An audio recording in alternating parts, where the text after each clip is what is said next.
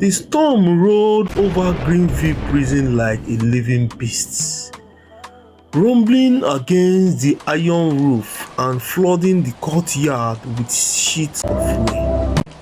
The guards, bound in their boots of rubber, sipping cheap coffee and waiting for dawn. But deep inside cell block C, something else was stirring, something planned, dangerous and desperate. Gene sat on the edge of the bunk, eyes fixed on the small clock above all day, 2:13 a.m. In 1 minute, the loom camera feed would start.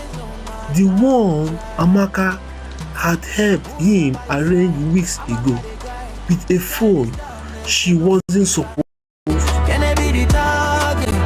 It was risky, but risky was all he had left. Around him were the others. Musa, the tall and broad-shouldered, a man who could break bones with one hand but whose heart still believes in freedom. Jide, the quiet locksmith, his finger in and nimble,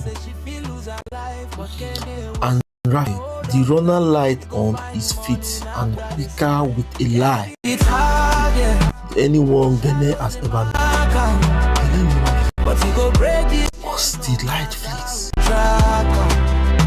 don't talk, don't stop. The fluorescent bulb above them, blinking twice the signal. Lift a bent rod into the cell wood padlock and whisper. For a heartbeat, the sound of the storm marks the faint click. The door opened. They moved like a shadow. 4 men lead down the corridor, keeping low, hugging the wall. Rain slapped their faces like cold. The yard was thick with mud.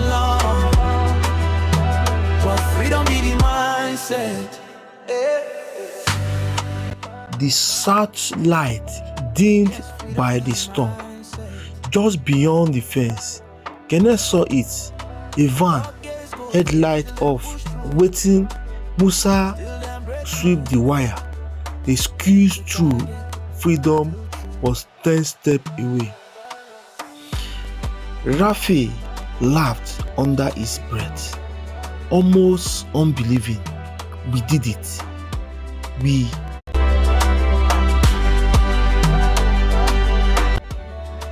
Suddenly, a dim light cut off through the darkness. On the ground, hands up, staring exploded. The prison came alive. Floodlight blazed. Dogs barked. Voices shouted. The sky seemed to scream. Kenneth grabbed Raphael's arm. Run! They all speeded through the mud. Musa shoveled Jide through the fence. But just as Jide's hands touched the top, the world flashed white electric scrawled through him. He fell, squishing smoking rise from his clothes. Musa roared in rage and charged towards the van. A gunshot cracked. He slipped and fell, twitching his sides. Rafi tried to jump the fence but slipped on the wet ground, and in a second, a flashlight found his face. Gene frozen. The barrel of Rafi dreamed inches from his chest. He dropped to his knee. The rain drowned out everything else. The shouting, the order, and the handcuff creaking around his waist. By morning, the news spread through Givri. 6 men had attempted to escape. 1 dead, 1 wounded, 3 recaptured, and 1 unaccounted for.